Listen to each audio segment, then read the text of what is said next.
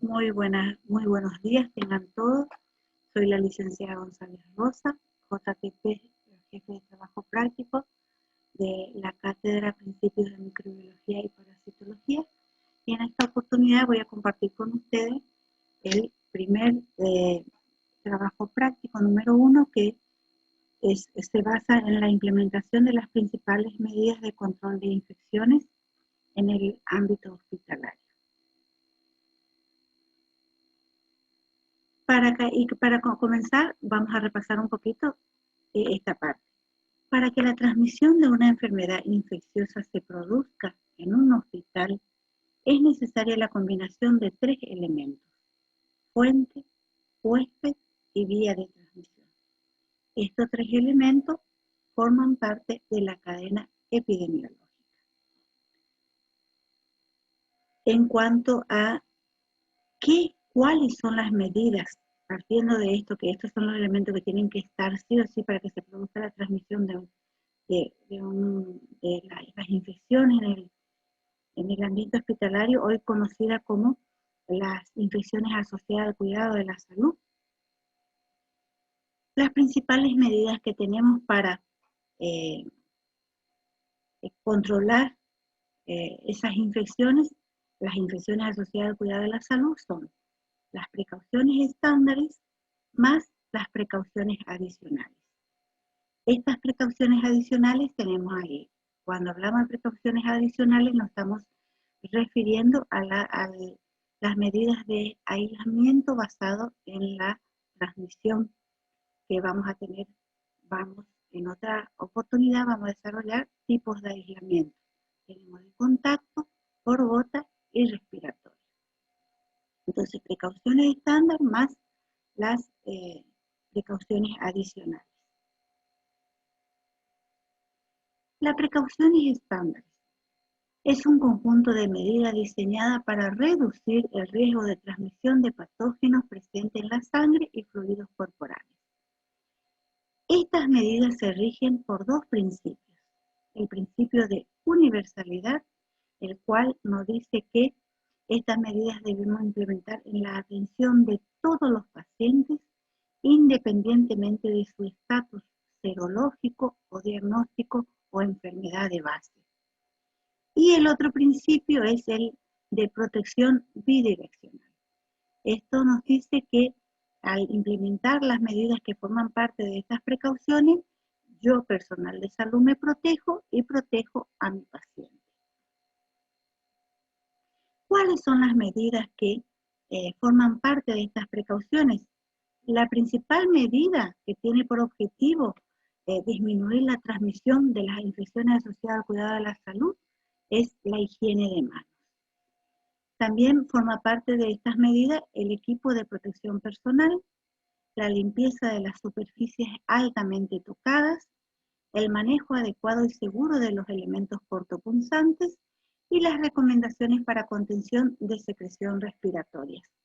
Este último paquete de medidas fue incorporada a las precauciones en la última revisión que hizo el CDC con respecto a en el 2007. En esta imagen ustedes pueden observar, para volver a recordar, cuáles son las medidas que forman parte de las precauciones. Higiene de manos, el uso de guante y camisolín, uso de antiparras y barbijo quirúrgico. Estos 4 elementos forman parte del equipo de protección personal. Después vemos que forman parte también el manejo correcto del cortopunzante. Una de las medidas es no reencapuchar las agujas, el manejo adecuado de los elementos cortopunzantes. Dentro de ellos también tenemos el tema de utilizar, por ejemplo, bandeja intermediaria de acero inoxidable en el acto quirúrgico para el paso de elementos mano a mano entre el cirujano y el instrumentista. También forma parte de la medida, pero que es un apartado, todo un tema aparte, el tema del manejo adecuado de los residuos patógenos, la desinfección y esterilización de los instrumentales que se utilizan en la atención directa de los pacientes, limpieza y manejo de ropa, vajilla y superficies. En cuanto a la primera medida, la higiene de manos. Podemos decir que el lavado de manos es la fricción vigorosa de toda la superficie de las manos con el objetivo de reducir la suciedad y o carga microbiana que puede estar presente en ella. Podemos usar agua y jabón si las manos están visiblemente sucias y usar alcohol en gel si las manos están visiblemente limpias. Estos, en la imagen que ustedes pueden observar acá, representa los 5 momentos para la higiene de manos establecida por la Organización Mundial de la Salud. Tenemos 5 momentos. El primer momento es el momento 1 antes de tocar al paciente, el 2 antes de realizar una tarea limpia o aséptica, el 3 después del riesgo de exposición a líquidos corporales, el 4 después de tocar al paciente, el 5 después del contacto con el entorno del paciente.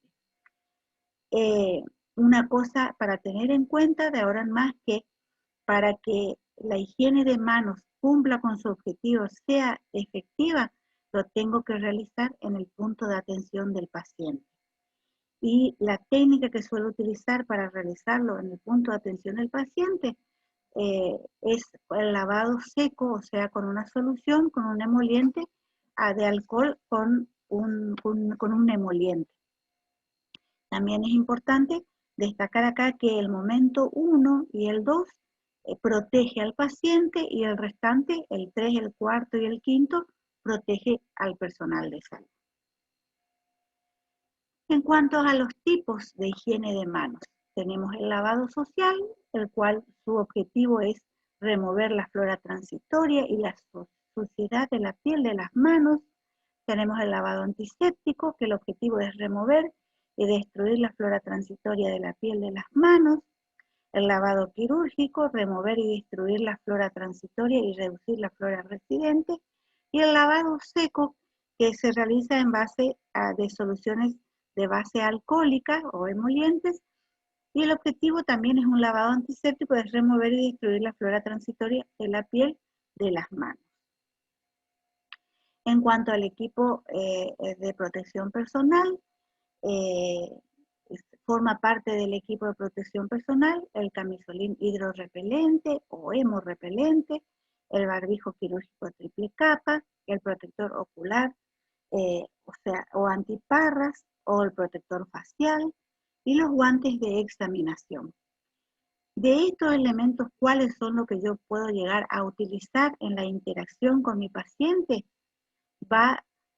Voy a decidir en esa, por la determinación de la naturaleza de esa interacción y la posibilidad de anticipar riesgos asociados con aerosoles y salpicaduras, o sea, los fluidos corporales, que se dé en esa interacción con mi paciente. Entonces, tengo que analizar y medir el riesgo presente que hay, la posibilidad que hay de tener contacto con fluidos corporales, y ahí eso me va a guiar, me va a decir a mí qué de estos elementos que están acá yo necesito utilizar, necesito colocarme para protección. Entonces, ¿cuándo y qué usar? ¿Qué elementos que forman parte del equipo de protección personal? La pregunta es ¿cuándo y qué usar? Para ello tengo que analizar estos 3 aspectos: tipo de interacción con el paciente, modo de transmisión de la enfermedad y la cantidad de fluido corporal que se generará en esa interacción, en esa atención. Esos 3 parámetros me va a servir a mí para guiarme, para decidir yo qué elementos que forman parte del equipo de protección personal me puedo colocar. Por ahí me puedo colocar todo: guantes, camisolín, barbijo y antiparras, o si no puedo utilizar solamente guantes. Por eso es que analizar el riesgo presente en esa interacción con mi paciente es lo que me va a guiar a mí para saber qué elementos tengo que utilizar. En cuanto al camisolín hidrorrepelente, el objetivo de este es previene la contaminación de las ropas y la exposición corporal descubiertas.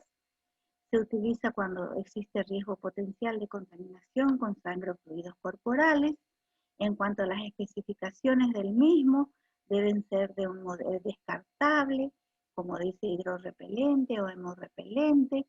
Debe de ser un modelo envolvente que se cruce atrás y debe ajustar bien en los puños y largo por debajo de la rodilla.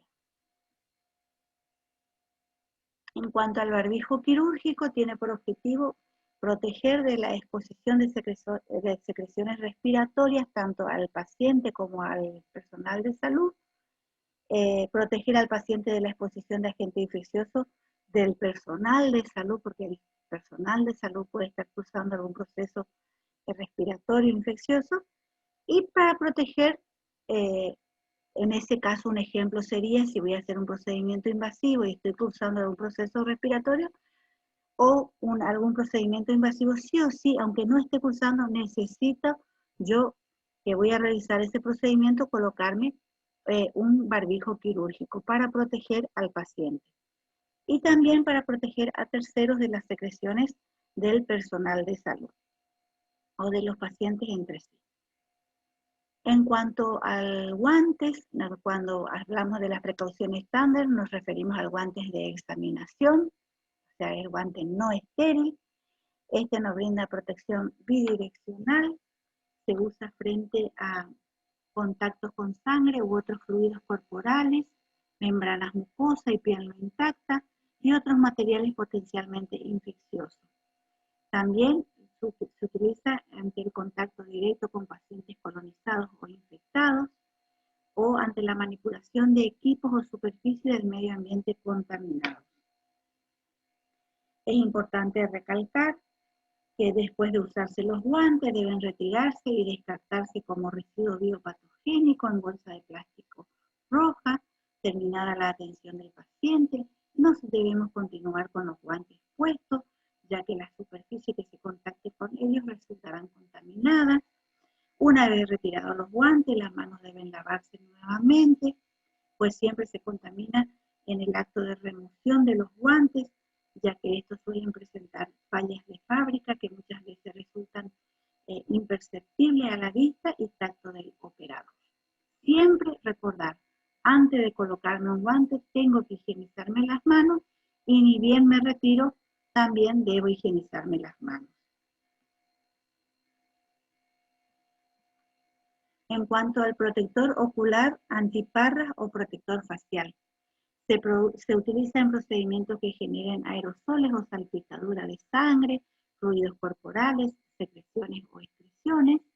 Por ejemplo, en estos procedimientos, aspiración endotraqueal, al realizar broncoscopía de profesional médico, procedimientos vasculares invasivos o hisopado nasofaringeo, entre otros. Deben usarse en todos los procedimientos, como dije, que puedan generar salpicadura de sangre o otros fluidos corporales.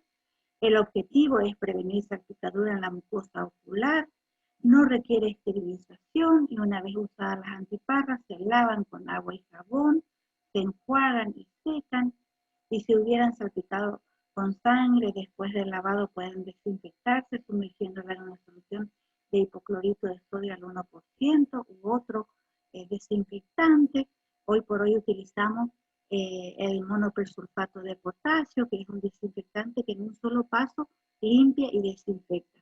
Y lo que hacemos es sumergir esta antiparra o la máscara, el protector facial, por el término de 45 minutos en un recipiente que contenga dicho desinfectante.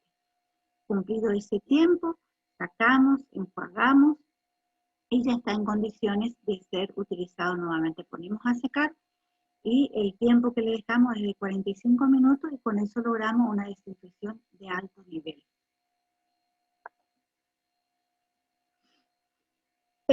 Tenemos una secuencia de colocación del equipo de protección personal que es el que se describe. Como primera medida debemos higienizarnos las manos, después nos colocamos el camisolín o bata, el barbijo quirúrgico, si estamos ante las medidas de aislamiento, pues en vez del barbijo quirúrgico, pues, utilizamos el respirador o el barbijo N95. Puedo optar por las antiparras, que es o anteojo de protección ocular, o máscara facial, o protector facial. Y los guantes. El personal de salud que utiliza gafas recetadas, indicadas, vamos a decir, por lo general no pueden utilizar la antiparra, entonces esa es la opción, esa es la situación en cuanto tengo que optar por el protector facial o máscara facial. ¿Sí? Y los guantes.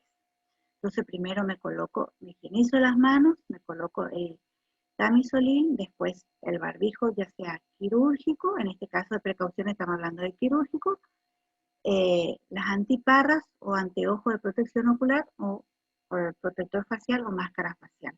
Y por último, los guantes. En cuanto a la bata, debe cubrir, las especificaciones son los siguientes, debe cubrir completamente el torso desde el cuello hasta las rodillas, los brazos hasta el final de las muñecas y envolver, o sea, por eso decía, el modelo envolvente alrededor de la espalda. Sujetar en la parte posterior del cuello y la cintura. Máscara o respirador. Máscara o lo que nosotros conocemos como barbijo quirúrgico, triple capa o el respirador que es el N95. Recuerden que estamos hablando de precaución, entonces específicamente hablamos de el barbijo quirúrgico triple capa. Asegurar los lazos o banda elástica en la mitad de la cabeza y el cuello, como ven en la figura. Ajustar la banda flexible al puente nasal con los dedos de cada mano. Ajustar a la cara y debajo de la barbilla. El lado celeste siempre hacia afuera, o sea, esa es una guía de cómo me coloco bien. Las tiras, el tableado debe estar hacia abajo. Entonces eso es coincidente con el lado celeste más fuerte hacia afuera. Respirar y controlar ajustes. La parte contaminada del barbijo es la parte de enfrente, de adelante. Entonces, la parte segura, cuando yo voy a retirar, son las tiras. ¿No? Y en la bata, la parte contaminada es la parte de adelante, de la cintura hacia arriba y la parte de los brazos. En cuanto a lentes o antiparras o protección facial o máscara facial, se coloca sobre la cara y los ojos y se ajustan. Ahí tienen la primera figura cuando se ponen las antiparras, en el otro caso cuando se pone el protector facial. Y ahí debemos verificar que no haya desplazado la máscara o el barbijo quirúrgico o el N95. Los guantes es el último que se coloca, se extiende sobre el puño de la bata y de esa forma el puño queda cubierto por el equipo de protección personal. En cuanto al retiro, la secuencia de retiro del equipo de protección será en el orden que se describe. Primero, guantes. Me retiro los guantes y me higienizo las manos. Luego me retiro si tengo las antiparras, el anteojo de protección ocular o si tengo el protector facial. Luego me retiro el camisolín, luego me retiro el barbijo quirúrgico, en este caso que es de precaución, estamos hablando de barbijo quirúrgico triple capa. Si estuviésemos ante una situación de aislamiento y ahí tengo que utilizar el N95, retiro eso. Y nuevamente me higienizo las manos. El exterior de los guantes, y ahí tienen en esta imagen, si se observa, el tema de la técnica de cómo retirarse los guantes. Es muy importante hacerlo, practicar y hacerlo bien, porque al retirarse los guantes hay riesgo aumentado de contaminarse. Por eso es que me retiro los guantes y me tengo que higienizar.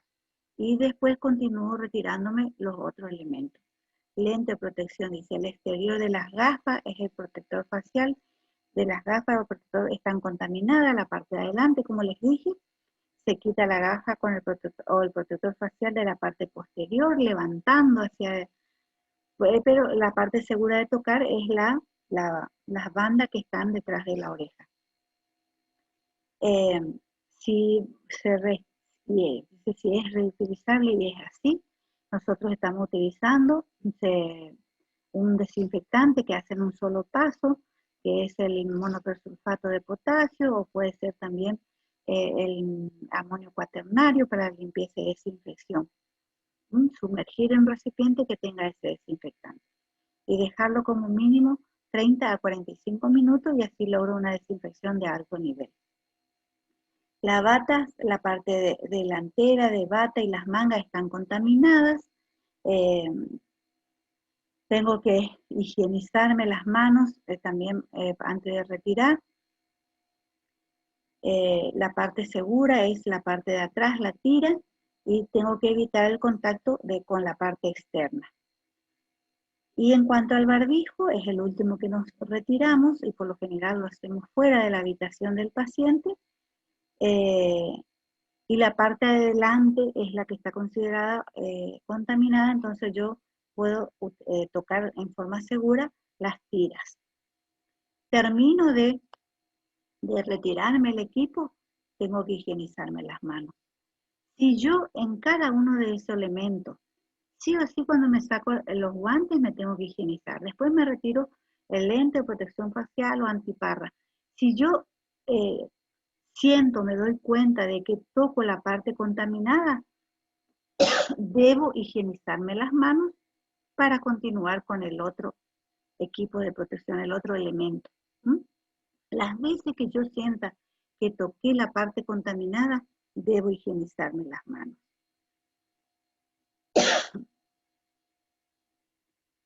En cuanto a la limpieza de la superficie del entorno del paciente, la limpieza y desinfección de las superficies no críticas que tienen contacto con el paciente forma parte de las precauciones estándares. Deben limpiarse y desinfectarse todas las superficies altamente tocadas. ¿Cuáles son esas superficies altamente tocadas? Superficies cercanas al paciente como su cama, incluyendo la cabecera, mesa de luz, mesas adicionales, picaportes, superficie de equipos y aparatos ubicados cerca del paciente o conectados a él. La frecuencia o intensidad de esta tarea puede variar según el nivel de higiene del paciente, grado de contaminación ambiental y la presencia de ciertos agentes infecciosos cuyo reservorio es el tracto gastrointestinal. Por ejemplo, si mi paciente, si mi sujeto de cuidado es un niño, si trabajo en pediatría, ustedes saben que los niños tienen pocos hábitos higiénicos, entonces la frecuencia de limpieza va a ser diferente a la limpieza de la unidad de un paciente adulto. La tarea de limpieza y desinfección de las superficies altamente tocadas deben ser supervisadas y el personal que las realiza debe contar con entrenamiento específico. Hoy por hoy, nuestras instituciones de salud cuentan con una empresa, o sea, personal capacitado para realizar. El rol de enfermería es supervisar, por eso tenemos que tener en claro cómo se debe realizar, cuál es lo correcto para poder supervisar al personal. Se recomienda el uso de productos con capacidad para limpiar y desinfectar en forma simultánea. Como les nombré con anterioridad podría ser amonio cuaternario, es lo que más utilizamos, y monopersulfato de potasio, que tiene el nombre comercial Biodex. Esta es una foto de una unidad de la unidad del paciente, este es el caso de una unidad de la UCIN, unidad de cuidado intensivo neonatal. Entonces ahí tienen la incubadora, el monitor, tienen todo lo que rodea, que es superficie que está cercano, que sería la incubadora, la cervocuna, en este caso sería la cama, que sería un paciente adulto. Entonces todo lo que está cercano a él, lo que rodea, es considerada superficie altamente tocada y requiere la limpieza diaria y una vez por turno según necesidad. Manejo adecuado y seguro de elementos cortopunzantes. En este apartado, en estas medidas se recomienda no reencapuchar las agujas, no doblarlas, no romperlas, no manipular la aguja para separar de la jeringa, de ser posible usar pinzas para manipular elementos cortopunzantes, utilizar bandejas intermediarias de acero inoxidable en la entrega de instrumental quirúrgico, en la entrega de ese instrumental entre el instrumentista y el cirujano para evitar accidentes en la entrega mano a mano de ese instrumental. Esta bandeja tiene que ser estéril, tiene que estar estéril. ¿Mm? Los recipientes descartadores deben estar lo más próximo posible al área de trabajo. La distancia del brazo, esa es la ubicación ideal. Y esto lo que me dice es que si yo voy a hacer un procedimiento invasivo, como por ejemplo un acceso vascular periférico, preparo todos los elementos en mi bandeja en enfermería, voy a la cabecera del paciente, a la unidad del paciente, en el punto de atención, y llevo, junto con la bandeja, tengo que llevar mi descartador, porque esa es la ubicación, la distancia de mi brazo, esa es la ubicación ideal del descartador. El descartar los elementos cortopunzantes, el colocarme los guantes y higienizarme las manos son tres medidas que yo lo tengo que implementar en el punto de atención para que realmente cumplan con su objetivo. La higiene de manos, colocación de guantes y descartar los elementos cortopunzantes. El lugar adecuado, apropiado, efectivo es el punto de atención del paciente. Esto en cuanto a especificaciones del descartador. Por lo general, el descartador de color rojo debe contar con símbolo de material infectante, de paredes rígidas, cierre hermético, ya sea a rosca o a presión.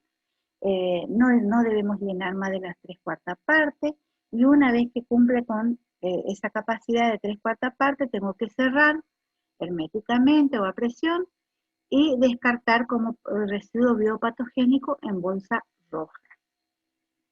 Biopatogénico o biopatológico.